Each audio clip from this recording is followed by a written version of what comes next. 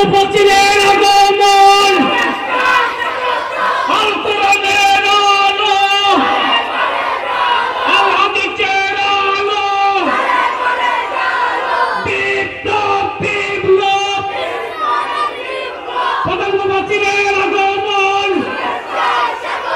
শুভেচ্ছায় স্বাগতম বক্সির কিলের পক্ষ থেকে সাতকানিয়ার পক্ষ থেকে এই জাতিকে পরিকল্পিতভাবে ইসলাম থেকে তাহজিব তামাদ্দুন থেকে দ্বীনের চর্চা থেকে দূরে সরে রাখা হয়েছে। আমরা এই জাতিকে দ্বীনের শিক্ষায় শিক্ষিত করতে চাই। আমি আমার জরিপ অনুযায়ী যতটুকু জেনেছি 18 কোটি মুসলমানের এই বাংলাদেশে মিনিমাম কোরআনকে সহি করে পড়তে পারা যে একটা গুরুত্বপূর্ণ একটা বিষয়, যা না করলে নামাজই সহি হয় না। 40 থেকে 45 লক্ষ লোকের মুসলমানের কোরআন তেলাওয়াতটা সহি বলা যেতে পারে, আর বাকি 17.5 কোটি মুসলমানের তেলাওয়াতই সহি নাই। আমার দেশে এমন সময় গেছে, এখনো যে বন্ধ হয়েছে না, একই ব্যক্তি তাফসীর মাহফিলের সভাপতি জোর কইরা, আবার ওই একই ব্যক্তি যাত্রা কমিটির সভাপতি ছিল কিনা বলেন। একই ব্যক্তি মসজিদ কমিটির সভাপতি, একই ব্যক্তি আবার যাত্রা কমিটির সভাপতি। এই ডাবল স্ট্যান্ডার্ড নীতিকে বন্ধ করতে হবে। এই সমস্ত নেতৃত্বের কবর রচনা করতে হবে, কবর রচনা করতে হবে। মুনাফিকদের কোন নেতৃত্বে বাংলার জমিনে বাস্তবায়ন হতে দেব না আমরা। কোন ভণ্ডামির নেতৃত্ব চলবে না। আগামীর নেতৃত্ব হলো ইসলামের নেতৃত্ব। সাতকানিয়া উপজেলার বকশিরখিল মানব কল্যাণ সোসাইটি কর্তৃক আয়োজিত প্রথম বার্ষিকী তাফসীরুল কোরআন মাহফিল 2025 মহৎ আয়োজনের সম্মানিত সুযোগ্য সভাপতি জনাব কলিমুল্লাহ, সঞ্চালনায় মোহাম্মদ সেলিম রেজা, আজকের এই মহৎ আয়োজনের সম্মানিত প্রধান অতিথি বীর চট্টলার সিংহপুরুষ, দক্ষিণ এশিয়ার বৃহত্তম ইসলামী সংগঠন বাংলাদেশ জামাত ইসলামীর চট্টগ্রাম মহানগরীর সম্মানিত আমির, সাতকানিয়া লোহাগড়া নির্বাচনী আসনের এক্স পার্লামেন্টারিয়ান জননেতা জনাব আলহাজ শাহজাহান চৌধুরী, আজকের এই প্রোগ্রামের অন্যতম রৌনক বরেণ্য অতিথি উস্তাজুল আসাতিজা, উপমহাদেশের অন্যতম ইসলামী চিন্তাবিদ, বিশ্ববরেণ্য আলেম দ্বীন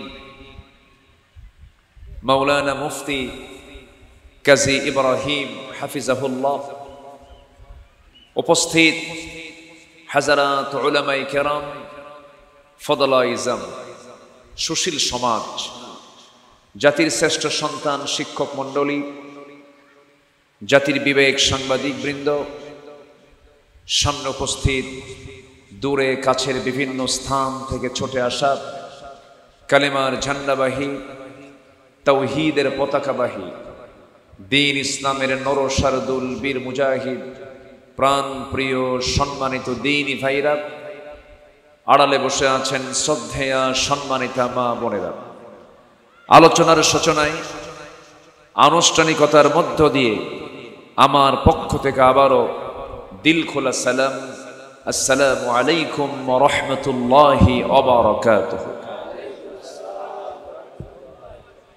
বেগুন কেন আছেন? সবাই কেমন আছেন বলেন? জি, আল্লাহ তাআলা আমাকেও আপনার সাথেই রেখেছেন, ভালো রেখেছেন, বলি আলহামদুলিল্লাহ।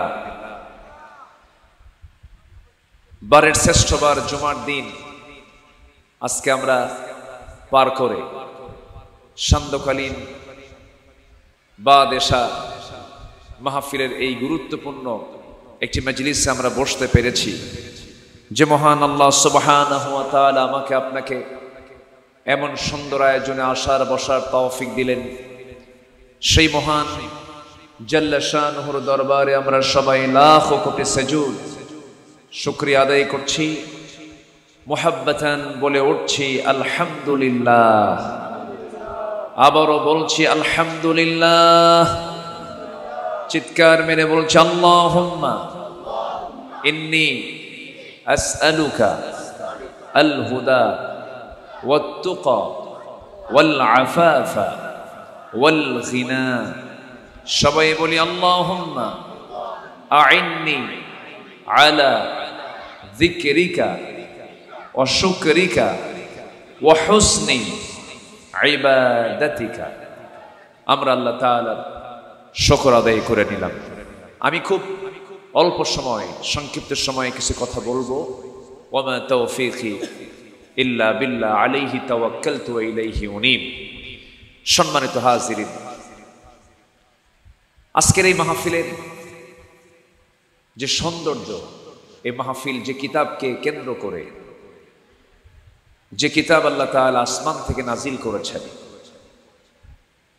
যে কিতাবের নির্দিষ্ট একটি অ্যাড্রেস ছিল লৌহে মাহফুজ, বাল হুয়া কুরআনুম মাজিদ ফি লৌহে মাহফুজ। লৌহে মাহফুজে সংরক্ষিত থাকা সেই কিতাব আল্লাহ তাআলা এই দুনিয়াতে একজন মহান ব্যক্তির উপরে 23 বছরে প্রয়োজনের পরিপ্রেক্ষিতে নাজিল করেছেন। সেই কালেমে হাকিম থেকে কিছু কথা আমি বলতে চাচ্ছি। সম্মানিত উপস্থিতি, আমরা সেই কিতাবকে নিয়ে বসেছি যে কিতাবের গবেষণা শুরু হবে কিন্তু শেষ হবে না, যে কিতাবের আলোচনার বিশাল বড় যে গবেষণা, কিয়ামত পর্যন্ত মানুষ শুধু খুঁজতেই থাকবে কিন্তু এর কোনো তলা খুঁজে পাবে না। এটা হচ্ছে জ্ঞানের তলাহীন একটি সমুদ্রের নাম। যে জ্ঞানের সমুদ্রের তলাই নাই, এমন একটি মহাসমুদ্র জ্ঞানের, সেটাই হলো কোরআনে কারীম। আপনি কোন দিক থেকে কোরআনকে আপনি দেখতে চান?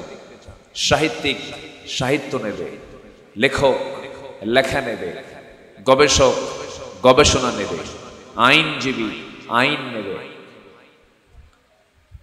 সায়েন্টিস্ট বিজ্ঞানী বিজ্ঞান নেবে, কবি কবিতা নেবে। আপনি কোন দিক থেকে চান? আপনি রাষ্ট্রনায়ক রাষ্ট্রের পদ্ধতি নেবে, বিচারক বিচার নেবে। সব কিছুর চাহিদা মেটাতে সক্ষম পৃথিবীতে একটি কিতাব, তার নাম হলো কোরআনে কারীম। জোরে বলি সুবহানাল্লাহ, আর জোরে বলি সুবহানাল্লাহ। আমার জীবন পদ্ধতি কেমন হবে, আমার জীবনের পরিচালনা কেমন করে করতে হবে, জীবন পরিচালনার জন্য আল্লাহ পাক আমার জীবনটা কেমনে সাজাতে হবে, সেই পদ্ধতি কোরআনে আছে না নাই? বলেন তো, আসতে বলবেন না, আছে না নাই? যে কোরআন মাফিক জীবনটা চালাবে তার জীবন হবে অগোছালো না গোছালো, অপরিচ্ছন্ন না পরিচ্ছন্ন, অপবিত্র না পবিত্র, অনিয়ন্ত্রিত না নিয়ন্ত্রিত? নিয়ন্ত্রিত। অপ্রস্তুতি থাকবে না তার ভিতরে, সকল কিছুতেই একটা পরিপাটি প্রস্তুতি তার মধ্যে খুঁজে পাওয়া যাবে। সম্মানিত ভাইয়েরা, কোরআনটা নাজিল হয়েছে মূল উদ্দেশ্যই হলো মানুষকে অন্ধকার থেকে আলোর দিকে নিয়ে আসার জন্য। মানুষ বিপদগামী থেকে সেজন্য একটা সুন্দর পথ পায়, সুপথে যেন আসতে পারে আল্লাহ পাক এই জন্য কোরআনটা নাজিল করেছেন। আল্লাহ রাব্বুল আলামিন বলেন, কিতাবুন আনজালনাহু ইলাইকা লিতুখরিজান নাসা মিনাজ-যুলুমাতি ইলান নূর। হে রাসূল, আমি আপনার প্রতি যে কোরআনটা নাজিল করেছি, কোরআন নাজিলের মূল উদ্দেশ্য হলো আপনি যেন এই কিতাব দিয়ে অন্ধকারে থাকা নিমজ্জিত জাতিকে যেন কোরআনের আলোকে আলোকিত করে তাদেরকে যেন আপনি জান্নাতের রাস্তায় তুলে দিতে পারেন, নূরের দিকে নিয়ে আসতে পারেন। আলো যেখানে চলে আসে সেখানে কি অন্ধকার থাকে নাকি? অন্ধকার থাকে না। কোরআনটা হলো আলো, কিন্তু দুঃখজনক হলো সত্য, অন্য কোন জাতি হলে সেটা ভিন্ন বিষয় ছিল। আজ আমার দেশের কথাই যদি মনে করি, আজকে গোটা বাংলার জমিনে ৫৬,০০০ বর্গ মাইল সুজলা সুফলা শস্য শ্যামলা সোনার বাংলাদেশে ১৮ থেকে ২০ কোটি মুসলমান যে দেশে বসবাস করছে, যে আলো বান্দা পেলে পর আলোকিত হয়ে যেত, দুনিয়ার জীবনটাও সুন্দর হতো, পরকালীন জিন্দেগিটাও তার জন্য নাজাতের কারণ হয়ে যেত। কিন্তু সেই কিতাব থেকে ১৮ থেকে ২০ কোটি মুসলমানের অধিকাংশ মুসলমান আজকে কোরআন থেকে শুধু দূরে না অনেক দূরে, শুধু দূরে না অনেক দূরে, যোজন যোজন দূরে, কোরআন পড়তেই পারে না, কোরআন থেকে সুন্দর করে রেসাইট করতে পারে না, তেলাওয়াতি করতে পারে না, বোঝা তো দূরেই থাকলো। সম্মানিত ভাইয়েরা, সম্মানিত বন্ধুগণ, কোরআনটাকে সুন্দর করে সহি করে পড়া, কোরআনটাকে সুন্দর করে তেলাওয়াত করা, এটা কি সুন্নত কাজ না ফরজ কাজ? আসতে বলে, সুন্নাহ না ফরজ? ফরজ। ভুল করে যদি কেউ কোরআন পড়ে, কোরআন বলছে রুব্বা কারিন লিল কুরআনি ওয়াল কুরআনু ইয়ালআনুহু, কোরআন তাকে লানত দেয় যে কোরআন থেকে সহি করে পড়ে না। কিন্তু দুঃখজনক হলেও সত্য, আজকে গোটা পৃথিবীর দ্বিতীয় বৃহত্তম মুসলিম জনপদ, দ্বিতীয় বৃহত্তম মুসলিম দেশ, ফার্স্ট ইন্দোনেশিয়া, সেকেন্ড হলো বাংলাদেশ। এই বাংলাদেশের টেকনাফ থেকে তেতুলিয়া, রূপসা থেকে পাথরিয়া, সুন্দরবন থেকে বান্দরবান, এই বিশাল ২০ কোটি মুসলমানের এই দেশ, এই ভূখণ্ডে ২০ কোটি মুসলমান বসবাস করছে, অথচ শিক্ষা ব্যবস্থাও এই দেশে চালু আছে। শিক্ষা মন্ত্রণালয় রয়েছে, যুব মন্ত্রণালয় রয়েছে, ধর্ম মন্ত্রণালয় রয়েছে, এবং তারা দায়িত্ব পালনও করেছেন, করে যাচ্ছেন। অথচ আজকে ম্যাক্সিমাম মুসলমান কোরআন থেকে সহি করে পড়তে পারে না, নামাজের সঠিক পদ্ধতি জানে না, ন্যূনতম প্রাথমিক যে মাসলা মাসাইল এগুলোও জানে না। সম্মানিত দ্বীনি ভাইরা, সম্মানিত উপস্থিতি, এখান থেকে প্রমাণ করে পরিকল্পিতভাবে এই জনপদের মুসলমানদেরকে ইসলাম থেকে, দ্বীন শিক্ষা থেকে, কোরআন শিক্ষা থেকে কৌশল করে পরিকল্পিতভাবে দূরে রাখা হয়েছে। আসতে বলবেন না, ঠিক কিনা বলেন? দূরে রাখা হয়েছে। যদি পরিকল্পিতভাবে যদি প্ল্যান করা হতো, অবশ্যই ১০০ ভাগের ভিতরে অন্তত ৯৫% মুসলমানের তেলাওয়াত সহি হয়ে যেত। কেমন করে দেখেন, যারা ফার্স্ট ক্লাস গেজেট কর্মকর্তা, তারা বিসিএস করে, তাদের বিসিএস করতে হয়, বিসিএস করে আসতে হয়। সেই বিসিএস ভাইভা বোর্ডে বিসিএস লিখিত প্রশ্নে যদি এরকম কন্ডিশন করে দেওয়া হতো, যারা মুসলমান হবে, মুসলমান পরীক্ষার্থী যারা থাকবে, ভাইভা বোর্ডে আসলে তাদেরকে গোটা কোরআনের যে কোনো পৃষ্ঠা থেকে তাকে ১ পৃষ্ঠা সহি করে কোরআন তেলাওয়াত করতে হবে। যদি এরকম কন্ডিশন করে দেওয়া হতো, অবশ্যই ভাইভা বোর্ডে তাকে মাসলা মাসাইলকে সামনে রেখে গুরুত্বপূর্ণ ইসলামী অর্থনীতির উপরে, রাষ্ট্র ব্যবস্থার উপরে, পারিবারিক জীবনের উপরে ইসলাম কি বলে, অবশ্যই তাকে এই জাতীয় বিষয়ে ভাইভা বোর্ডে প্রশ্ন করা হবে। এরকম করে যদি কন্ডিশন করে দেওয়া হতো, অন্তত আমার দেশের অ্যাডমিনিস্ট্রেশন যারা চালিয়েছেন ৫৪ বছর, কোন প্রশাসক আমরা দেখতে পেতাম না। আমি কি ভুল বলছি? সম্মানিত ভাইয়েরা, সাজানো হয়নি, পরিকল্পনা করা হয়নি, বরং আমরা মন্ত্রী পেয়েছি বিগত সময়ে কেমন ধরনের, আগামীকাল ঈদুল আজহার জানাজা নামাজ, মনে আছে আপনাদের? ভাই মনে আছে আগামীকাল ঈদুল আজহার জানাজা, সন্তান হয়েছে বুড়া বয়সে এক মন্ত্রীর স্ত্রী সন্তান হয়েছে, সন্তান কোলে নিয়ে বলে লা ইলাহা ইল্লা আনতা সুবহানাকা ইন্নী কুনতু মিনাজ জালিমিন। এটা কোন দোয়া কইল বলেন? আনন্দের দোয়া না বিপদের দোয়া? সম্মানিত ভাইয়েরা, আবার আরেকজন ফতোয়া দিল লাকুম দীনুকুম ওয়ালিয়া দীন, বুখারী শরীফের 40 পারা। এরাই দেশ চালিয়েছে। কিন্তু মুসলিম নেতৃত্বের জন্য, ইসলামী নেতৃত্বের জন্য, মুসলিম জনপদের নেতৃত্বের জন্য, ইসলাম সম্পর্কে যারা জাহেল, এই জাহেলদের নেতৃত্বের মুখে আমাদের জুতা মারতে হবে মুসলমান। আমরা ইসলামী তাহজিব তামাদ্দুনকে সামনে এগোতে চাই। সব দেখা শেষ করেছি আমরা, কোনো দেখার বাদ নাই, সব দেখা শেষ। পদ্মা সেতুর মতো একটি বড় একটা প্রকল্প, পদ্মা সেতু যখন উদ্বোধন হবে, আমার দেশে হাফেজে কোরআনের কি অভাব আছে নাকি? লাখ লাখ হাফেজে কোরআন, এবং ওয়ার্ল্ড ওয়াইড নাজমুস সাকিব, জাকারিয়া, সালেহ আহমদ তাকরিম, যাদের তেলাওয়াতে কাবার ইমামরা কান্দে।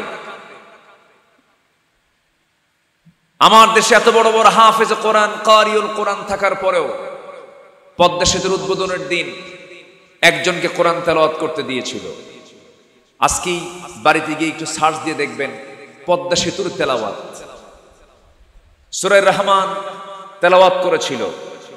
আমার তো মনে হয় ওই তেলাওয়াতের শয়তানও রাগ করছে। শয়তান কইছে এত এইরকম খারাপ তেলাওয়াত তো আমিও জানি না। সম্মানিত ভাইয়েরা, এইরকম করে আমরা এই দেশকে ৭১ থেকে ২০২৫ সাল পর্যন্ত দেখেছি। আমরা বেনামাজি জাহেল নেতৃত্ব আমরা আর দেখতে চাই না। কেউ ৯ বছর চালিয়েছে, কেউ ১৬ বছর চালিয়েছে, কেউ ২৫ বছর চালিয়েছে, সব দেখা শেষ করেছি আমরা। আমরা এবার কোরআনকে দেখতে চাই। আমরা কোরআনের আইন দেশ দেখতে চাই। আমরা যে সরকার আগামীতে দেখতে চাই, আমরা নামাজের সরকার দেখতে চাই ইনশাআল্লাহ। রাজি আছেন কারা কারা? হাত উঁচু করে দেখান মুসলমান।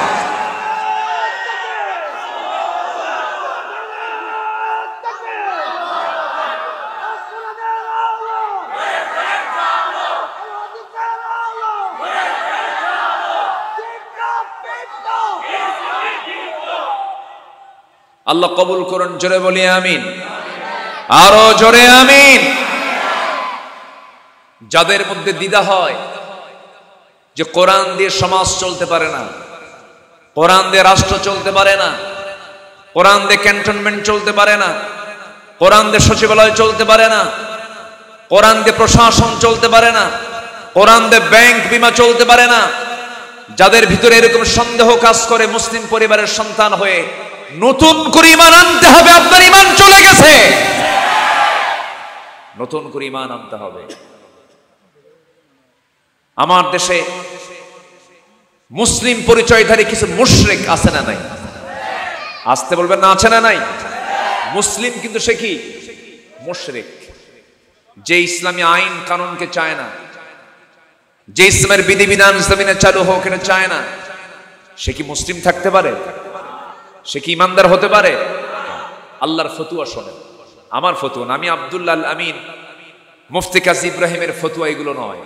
এই ফতুয়াগুলো কার? আল্লাহ রাব্বুল আলামিন বলেন, ওয়ামান লাম ইয়াহকুম বিমা আনজালাল্লাহু ফাউলাইকা হুমুল কাফিরুন ফাউলাইকা হুমুল ফাসিকুন ফাউলাইকা হুমুল যালিমুন। আমার দেওয়া বিধান অনুযায়ী যারা বিচার কার্য ফয়সালা করে না, তারাই হলো কাফের, তারাই হলো জালিম। জালিম তো মুশরিক কি বলা হয়? ইন্না শিরকা লাযুলমুন আযীম। শিরক হলো মস্ত বড় জুলুম। যারাই জালেম তারাই মুশরিক। যারা আমার দেওয়া বিধান অনুযায়ী বিচার কার্য ফয়সালা করে না তারাই হলো ফাসিক। আল্লাহ গালি দিয়েছেন মোটে কয়টা? আসতে বলবেন না, কয়টা গালি দিয়েছেন? এক নম্বর বলেছেন যারা আমার দেওয়া বিধান অনুযায়ী যারা বিচার করে না তারা হলো কাফের, তারা হলো জালিম, তারা হলো ফাসিক। এই গালিগুলো দিয়েছেন তিনি আমার কে? আমার দোষ আছে?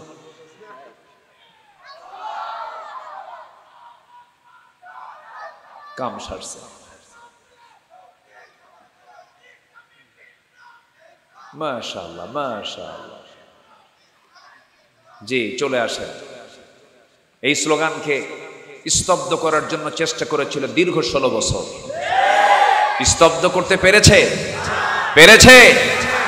এটা এমন একটি স্লোগান যে স্লোগান বদরের স্লোগান, যে স্লোগান উহুদের স্লোগান, যে স্লোগান হুনাইনের স্লোগান, যে স্লোগান মুসলমান মুজাহিদদের জিহাদের মাঠের স্লোগান। সেই স্লোগানকে ওরা বন্ধ করতে চেয়েছিল। আগুনে ফু দিলে নিভে যায়, আবার আগুনে ফু দিলে দ্বিগুণ দ্বিগুণ জ্বলে ওঠে। সম্মানিত হাজিরিন, সম্মানিত ভাইয়েরা, তাহলে এই কোরআনের মাহফিল আমরা এসে এতটুকু সিদ্ধান্ত নিতে পারি, কোরআন দিয়ে শুধু ব্যক্তি জীবন নয়, কোরআন দিয়ে ব্যক্তি, সমাজ, রাষ্ট্র সব জায়গায় কোরআনকে বাস্তবায়ন করতে হবে। সবাই রাজি আছেন তো ইনশাআল্লাহ? কোরআন এত বড় কিতাব শুধু নামাজের জন্য নাজিল হয়নি। এত বড় কিতাব শুধু রোজার হুকুম পালন করার জন্য নাজিল হয়নি। কোরআন হচ্ছে এমন একটি কিতাবের নাম যা সকল সমস্যার সমাধান নিশ্চিত করতে সক্ষম একটি কিতাব। জোরে কোন সুবহানাল্লাহ। এর মধ্যে কি নাই? সবকিছু আছে। আল্লাহ পাক এটাকে সাজিয়ে দিয়েছেন। কোরআন কিন্তু অগোছালো কোনো কিতাব নয়, কোরআন এলোমেলো কোনো কিতাব নয়। কোরআন যে তথ্যগুলো দিয়েছে তাও সাজানো তথ্য দিয়েছে।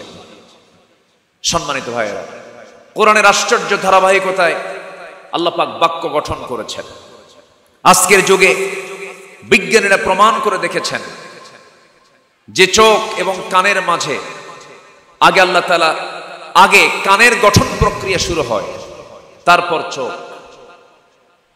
আল্লাহ তাআলা যে মানুষকে সৃষ্টি করেছেন, বিজ্ঞানীরা প্রমাণ করেছে আগে হলো চোখ, এরপর কানের মাঝে। আল্লাহ পাক কানের প্রক্রিয়া আগে শুরু করেছেন, এরপর চোখ বানিয়েছেন। এই চমৎকার এই তথ্যটা আল্লাহ রাব্বুল আলামিন কোরআনে কারীমেও সাজিয়ে রেখেছেন আজ থেকে ১৫০০ বছর আগে। আল্লাহ রাব্বুল আলামিন বলেন, ওয়ালা তাকফু মা লাইসা লাকা বিহি ইলমুন ইন্নাস সামআ ওয়াল বাসারা ওয়াল ফুআদা কুল্লু উলাইকা কানা আনহু মাসউলা। জোরে বলুন আল্লাহু আকবার। আল্লাহ রাব্বুল আলামিন কি সুন্দর করে সাজিয়ে দিয়েছেন। নিঃসন্দেহে শ্রবণ শক্তি, দৃষ্টি শক্তি, অন্তর শক্তি সব একদিন জিজ্ঞাসিত হবে আল্লাহর কাছে। আল্লাহ রাব্বুল আলামিন আরেক জায়গায় বলছেন, ইন্না খালাকানাল ইনসানা মিন নুতফাতিন আমশাজ নাবতালিহি ফাজআলনাহু সামিআন বাসীরা। জোরে বলুন আল্লাহু আকবার। সূরাতুদ দাহর আল্লাহ রাব্বুল আলামিন কি সুন্দর করে বলছেন, আমি মানুষকে সৃষ্টি করেছি মিশ্র শুক্র বিন্দু থেকে, আমি তাকে পরীক্ষা করব, ফলে আমি তাকে বানিয়েছি শ্রবণ এবং দৃষ্টি শক্তি সম্পূর্ণ। আগে শ্রবণ শক্তির কথা আসছে, আল্লাহ পাক আগে কানের কথা বলেছেন, এরপরে চোখের কথা বলেছেন। আজকের বিজ্ঞানও বলছে আগে মানুষের শ্রবণ শক্তি আল্লাহ পাক এটাকে কমপ্লিট করে এরপরে দৃষ্টি শক্তি দান করেছেন। আমার ভাইয়েরা, এইরকম করে মানব সৃষ্টি নিয়ে আল্লাহ রাব্বুল আলামিন কোরআনে কথা বলেছেন, আবার আকাশ নিয়ে কথা বলেছেন। আমরা আকাশকে দেখতে পাই। আকাশ দেখতে কোন কালার বলেন? কি আকাশ? ব্লু স্কাই, নীল আকাশ। কিন্তু আসলে কিন্তু আকাশের কালার কিন্তু নীল না। আকাশের নির্দিষ্ট কোনো কালার নাই। বিজ্ঞানও এটা বলে ফেলেছে যে হ্যাঁ, আকাশের নির্দিষ্ট কোনো কালার নেই।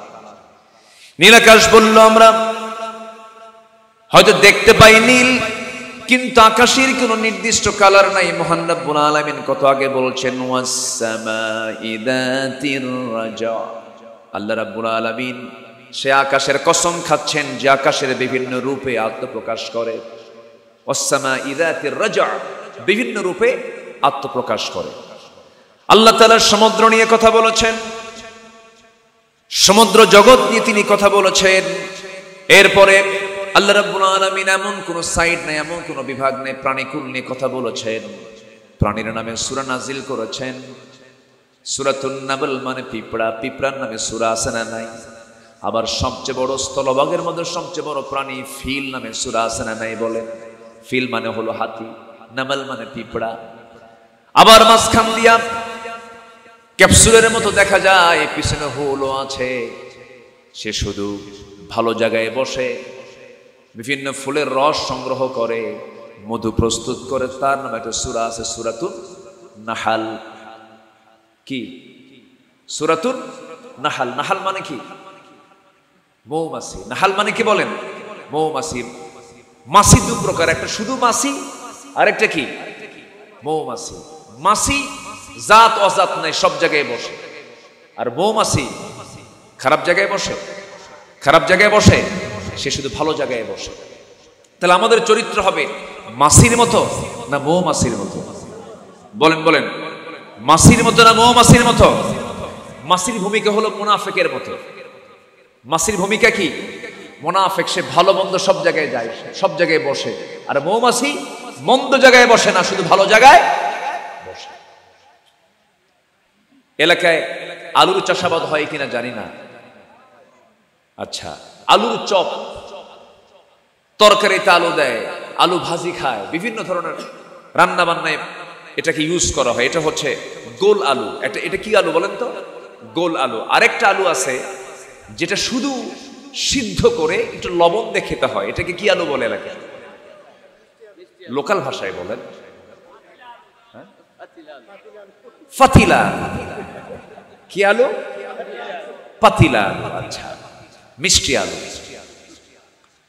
গোল আলু, গোল আলু তো গোল আলুই, ওরা যেদিকে নেবেন সেদিকে যায়। ও আলুর চপ বানায়, আলু ভর্তা করে, আলু ভাজি করে, আলুর তরকারি করে, আলুর দম বানায়, সবকিছুই চলে ওটা দিয়া। ও সব জায়গায় চলে। কিন্তু মিষ্টি আলু কয় জায়গায় চলে? এক জায়গায় চলে। তাহলে আমরা হব কি, গোল আলু না মিষ্টি আলু? আমাদের চরিত্র হবে মাছির মতো না মৌমাছির মতো? মৌমাছির মতো। ইমানদার কখনো খারাপ জায়গায় যাবে না, খারাপ জায়গায় বসবে না, খারাপ চিন্তা মাথায় আনবে না। আমার দেশে এমন সময় গেছে, এখনো যে বন্ধ হয়েছে না, একই ব্যক্তি তাফসীর মাহফিলের সভাপতি জোর কইরা, আবার ওই একই ব্যক্তি ছাত্র কমিটির সভাপতি ছিল কিনা বলেন? একই ব্যক্তি মসজিদ কমিটির সভাপতি, একই ব্যক্তি আবার ছাত্র কমিটির সভাপতি। এই ডাবল স্ট্যান্ডার্ড নীতিকে বন্ধ করতে হবে। এই সমস্ত নেতৃত্বের কবর রচনা করতে হবে, কবর রচনা করতে হবে। মুনাফিকদের কোন নেতৃত্বে বাংলার জমিনে বাস্তবায়ন হতে দেব না আমরা। কোন ভণ্ডামির নেতৃত্ব চলবে না। আগামীর নেতৃত্ব হলো ইসলামের নেতৃত্ব। সম্মানিত ভাইয়েরা, সম্মানিত বন্ধুগণ, কোরআনকে আমরা ধারণ করব, কোরআনকে আমরা বোঝার চেষ্টা করব, কোরআনকে নিয়ে জীবনকে সাজাবো। জোরে বলি ইনশাআল্লাহ। আমরা সাজাবো জীবনকে কি দিয়ে বলেন তো? আসতে বলেন না, কি দিয়ে? কোরআন দিয়ে আমরা আমাদের জীবনকে সাজাবো। প্রস্তুতি নিতে হবে। মরার আগে না মরার পরে? বলেন আগে। কিন্তু কোরআন তেলাওয়াত হয় আমার দেশে মরার আগে না মরার পরে? জিন্দা অবস্থায় লিয়ুনজিরা মান কানা হাইয়া, যে কোরআন আল্লাহ পাক জিন্দা লোকের জন্য নাযিল করলেন, সেই কোরআন তেলাওয়াত হয় হলো মরার পরে। মরে গেছে এক ঝাঁক হেফজ মাদ্রাসা থেকে কিছু হুজুর ভাড়া করে আনে। কি করে আনে? ভাড়া করে এনে বলে, সারা জীবন তো কোরআন পড়ি নাই, এমন কোরআন তেলাওয়াত করবা যেন তেলাওয়াত শুনি জান্নাত পার হয়ে জাহান্নামে যায়। মরা মানুষ কিছু শোনে? আজ থেকে মরা মানুষ কিছু শুনতে পায়? কোরআন তো জিন্দা লোকের জন্য নাযিল হয়েছে। কোরআনটাকে সুন্দর করে জানতে হবে, বুঝতে হবে। কোরআনটাকে কিরাআত, তিলাওয়াত, দিরাসাত, তাদাব্বুর সকল হক আদায় করতে হবে। কোরআনের সঙ্গে যার সম্পর্ক বেশি থাকবে, আল্লাহর সঙ্গে তার সম্পর্ক গভীর হয়ে যাবে। এই কিতাব এমন একটা কিতাবের নাম, কিয়ামতের দিন কোরআন আমাকে আপনাকে সুপারিশ করে জান্নাতে নিয়ে যাবে। জোরে বলে সুবহানাল্লাহ। এই জন্য আখিরাতের প্রস্তুতি দুনিয়াতে নিতে হবে। দুনিয়াকে সাজাবো আমরা কোরআন দিয়া, দুনিয়াকে সাজাবো আমরা ইসলাম দিয়ে, দিন দিয়ে আমরা দুনিয়াকে সাজাবো, নিজের জীবনকে সাজাবো। দুনিয়ার জীবনে আখিরাতের যে প্রস্তুতি, কোরআন কি শিক্ষা দেয় আমাকে একটু পয়েন্ট আকারে বলতে চাচ্ছি। আমরা দুনিয়া সাজাবো না আখিরাত সাজাবো? আসতে বলবেন না। দুনিয়া সাজানোর দরকার নেই নাকি? বিয়ে শাদী করবেন না, কিছু কয় না। এই যুবকরা, কি দুনিয়া সাজাবেন না আখিরাত সাজাবেন? তাহলে দুনিয়া সাজানোর দরকার নেই, বিয়ে শাদী করার দরকার নেই। হ্যাঁ, দুনিয়ার দরকার আছে কিনা? তাহলে আবার দুনিয়ার দরকার আছে আবার বলেন, দুটোই বলেন, তাহলে কেমন হলো? দুনিয়া সাজাবো না আখিরাত সাজাবো? বলেন। দুনিয়া সাজাবো, কিন্তু টার্গেট হবে দুনিয়া না আখিরাত। আখিরাতকে টার্গেট করে দুনিয়া সাজাবো। জোরে বলি ইনশাআল্লাহ। কারণ একটা দোয়া আল্লাহ পাক শিখিয়ে দিয়েছেন। কোন দোয়া? সবাই পড়েন আমার সাথে। আল্লাহ রাব্বুল আলামিন বলেন, রব্বানা আতিনা, বলেন রব্বানা আতিনা ফিদ দুনিয়া হাসানাতাও ওয়া ফিল আখিরাতি হাসানাতাও ওয়া কিনা আযাবান নার ওয়াজআলনাল জান্নাতা মাআল আবরার। এখানে কি দুনিয়া বাদ পড়ছে? দুনিয়া কি পরে আসছে না আগে আসছে? আগে দুনিয়া। দুনিয়ার হাসানা চাইতে হবে আল্লাহর কাছে। আল্লাহ তুমি আমাকে নেক সন্তান দাও, আল্লাহ তুমি আমাকে হালাল রিজিক দাও, আল্লাহ তুমি আমাকে নেক স্ত্রী দান করো, আল্লাহ তুমি আমার জন্য সুন্দর একটা বৈধ পন্থার ব্যবস্থা করে দাও, আল্লাহ পবিত্র জীবন অর্জন করার তৌফিক দিয়ে দাও, আল্লাহ তুমি আমাকে ভালো বউ দাও। এই দোয়া কোরআনে আছে না নাই বলেন? আছে না? আছে না দোয়া? আছে তো। যারা পারেন সুন্দর করে বলেন। যুবকরা যারা বিয়ে করো না, এই দোয়াটা তাড়াতাড়ি মুখস্থ করো। আল্লাহ রাব্বুল আলামিন শিখায় দিচ্ছেন, যারা বিয়ে করো নাই তারা দোয়া করো, রব্বানা হাব লানা মিন আজওয়াজিনা ওয়া যুররিয়াতিনা কুররাতা আ'য়ুনিন ওয়াজআলনা লিল মুত্তাকিনা ইমামা। জোরে বলুন আল্লাহু আকবার। আল্লাহ তুমি আমাকে ভালো বউ দাও, নেক সন্তান দান করো। আমার ভাইয়েরা, দুনিয়াকে সুন্দর করার জন্য চেষ্টা করতে হবে। দুনিয়া সাজাবো আমরা আখিরাতকে টার্গেট করে, দুনিয়াও সুন্দর হয়ে যাবে।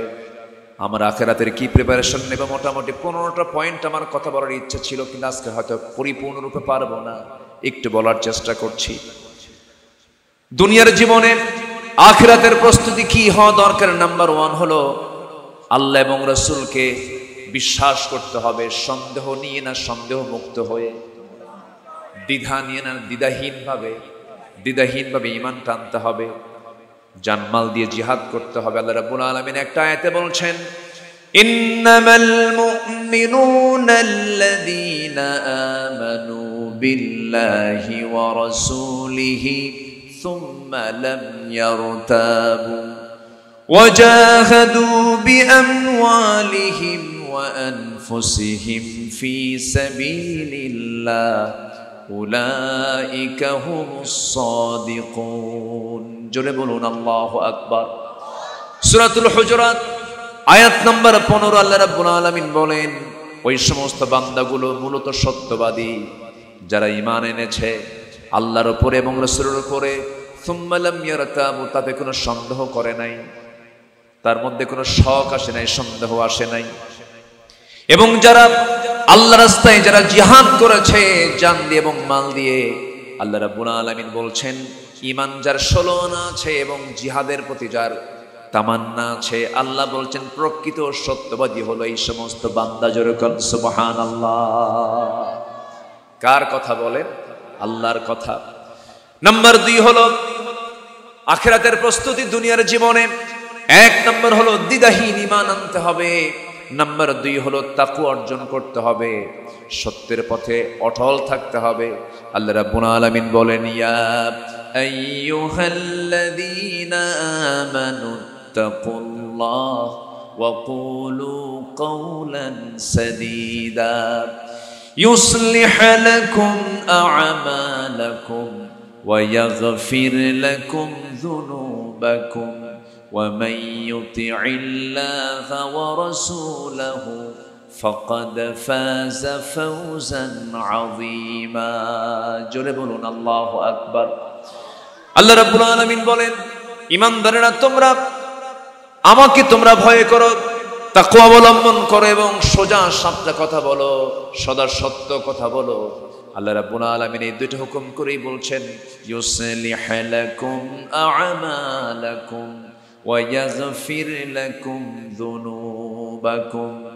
যদি আল্লাহকে ভয় করতে পারো এবং সোজা সাপটা হক কথা যদি বলতে পারো, আমার আল্লাহ ওয়াদা করছেন বান্দা তোমার জীবনে কাজ করতে গিয়ে, আমল করতে গিয়ে যদি কোনো ভুলভাল কিছু করে ফেলো, আল্লাহ তোমার সমস্ত ভুল আমলগুলোকে ইসলাহ করে সংশোধন করে দিবেন এবং তোমার জীবনের অর্জিত যত গুনাহ সমস্ত গুনাহগুলোকে আমার আল্লাহ মাফ করে দিবেন। জোরে বলে সুবহানাল্লাহ। আমার ভাইয়েরা, আমার বন্ধুগণ, নাম্বার 3 হলো ন্যায় বিচার, ন্যায় প্রতিষ্ঠা এবং সদাচার থাকতে হবে। আখিরাতের প্রিপারেশনের জন্য এটা খুব জরুরি দরকার। আল্লাহ রাব্বুল আলামিন বলছেন, ইন্নাল্লাহা ইয়া'মুরু বিল আদলি ওয়াল ইহসান ওয়া ইতা'i যিল কুরবা ওয়া ইয়ানহা আনিল ফাহশাই ওয়াল মুনকারি ওয়াল বাগি ইয়া'iদুকুম লা'আল্লাকুম তাযাক্কারুন। আল্লাহ রাব্বুল আলামিন এই জায়গায় 3টা আদেশ করেছেন, 3টা নিষেধ করেছেন। যদিও আয়াতটা আমরা প্রত্যেকটা জুমার খুতবায় আমরা শুনতে পাই, কিন্তু এই আয়াতের বড়ত্বের দিক থেকে, এই আয়াতের ব্যাখ্যার দিক থেকে এর চাইতে কম্প্রিহেন্সিভ, এর চাইতে বিস্তৃত ব্যাখ্যামূলক আয়াতের দ্বিতীয়টা খুঁজে পাওয়া যায় না। আল্লাহ রাব্বুল আলামিন অর্ডার করছেন কি, ইন্নাল্লাহা ইয়া'মুরু বিল আদল। আল্লাহ পাক অর্ডার করছেন তোমরা 3টা কাজ করো। 1 নম্বর হচ্ছে আদালত কায়েম করবে, ওয়াল ইহসান ওয়া ইতা'i যিল কুরবা, এবং তোমার নিকটতম যারা আছে তাদের তোমরা হক আদায় করবে। আমরা ইতিমধ্যে দেখতে পাচ্ছি আজকের মাহফিলের প্রধান মেহমান, মজলুম আলেমে দ্বীন, দেশ বরেণ্য আলেমদের আলেম, উস্তাজুল আসাতিদা মুফতি কাজী ইব্রাহিম হাফিজাহুল্লাহ, তিনি আমাদের মাঝে উপস্থিত হয়েছেন। বলি আলহামদুলিল্লাহ। আখিরাতের প্রস্তুতির জন্য আমি 3টি পয়েন্ট বলেছি। নাম্বার 1 হচ্ছে আমরা দ্বিধাহীন চিত্তে ঈমান আনবো। কার উপরে? বলেন কার উপরে? সুম্মা লাম ইয়ারতাবু। নাম্বার 2 হচ্ছে তাকওয়া অর্জন করতে হবে। নাম্বার 3 হলো ন্যায় প্রতিষ্ঠা এবং সদাচার থাকতে হবে। নাম্বার 4 দ্বীনের সঠিক ইলম অর্জন থাকতে হবে। সবচেয়ে বড় জরুরি, দ্বীনের ইলম ছাড়া আপনি সামনে মোকাবেলা করতে পারবেন না। ইলমের দরকার শুধু আলেমদের না সবার? বলেন ইলমের দরকার শুধু আলেমদের না সবার? কোরআন কি শুধু বিশেষ কোন শ্রেণীর জন্য নাযিল হয়েছে না সবার জন্য নাযিল হয়েছে? হুদাল লিন্নাস ওয়া বাইয়িনাতিন মিনাল হুদা ওয়াল ফুরকান। এবং আল্লাহর কাছে চাইতে হবে, ওকুর রব্বি জিদনি ইলমা। নাম্বার 5 হলো অধিক সংখ্যক নেক আমল করতে হবে। নেক আমলের পরিমাণটা বেশি থাকতে হবে। গুনাহ যে হবে না তা নয়, গুনাহ করার যোগ্যতা আল্লাহ পাক বান্দাকে দিয়েছেন, গুনাহ হবে, কিন্তু নেকের পরিমাণটা কি থাকবে? বেশি থাকবে। এটা যেন ভারী হয়ে যায়। ফাম্মা মান সাকুলাত মাওয়াজিনুহু ফাহুয়া ফি ঈশাতির রাদিয়াহ ইন্নাল্লাযীনা আমানু ওয়া আমিলুস সালিহাত কানাত লাহুম জান্নাতুন নাঈম। সম্মানিত ভাইয়েরা, নাম্বার 6 হলো দুনিয়ার জীবন আখিরাতের প্রস্তুতি কি থাকা উচিত। নাম্বার 6 হলো ধৈর্য ধারণ করতে হবে। ধৈর্য হচ্ছে এমন একটি যোগ্যতা, রাগ এটা কোনো যোগ্যতা নয়। রাগ যোগ্যতা, এটা বান্দার জীবনের যোগ্যতা এটা নয়। ধৈর্য ধারণ করতে গেলে যোগ্যতা আনতে হয়। ধৈর্য একটা বিশাল বড় যোগ্যতা। আল্লাহ পাক আমাদেরকে ধৈর্যশীল হওয়ার তৌফিক দান করুন। জোরে বলি আল্লাহুম্মা আমিন। নাম্বার 7 হচ্ছে জীবনের সকল জায়গায় তাওয়াক্কুল, ভরসা রাখতে হবে কার উপরে? ওমান ইয়াতাওয়াক্কাল আলাল্লাহ ফাহুয়া হাসবুহ, সূরাতুত তালাক। আল্লাহ পাক 3 নম্বর আয়াতে বলছেন, যার ভরসা হবে আল্লাহর উপরে ফাহুয়া হাসবুহ, তার জন্য আমার আল্লাহ যথেষ্ট। সম্মানিত ভাইয়েরা, এই তাওয়াক্কুলের, এই ভরসার ক্ষেত্রে সেই বান্দাই 100% আল্লাহকে ভরসা করতে পারবে যে বান্দার মধ্যে ইলম থাকবে। সম্মানিত ভাইয়েরা, পরিকল্পিতভাবে আমি শুরুতে কথা বলেছিলাম, এই জাতিকে পরিকল্পিতভাবে ইসলাম থেকে, তাহজিব তামাদ্দুন থেকে, দ্বীনের চর্চা থেকে দূরে সরে রাখা হয়েছে। আমরা এই জাতিকে দ্বীনের শিক্ষায় শিক্ষিত করতে চাই। আমি আমার জরিপ অনুযায়ী যতটুকু জেনেছি, 18 কোটি মুসলমানের এই বাংলাদেশে মিনিমাম কোরআনকে সহি করে পড়তে পারা যে একটা গুরুত্বপূর্ণ একটা বিষয়, যা না করলে নামাজই সহি হয় না। 40 থেকে 45 লক্ষ লোকের মুসলমানের কোরআন তেলাওয়াতটা সহি বলা যেতে পারে, আর বাকি 17.5 কোটি মুসলমানের তেলাওয়াতই সহি নাই। IUB media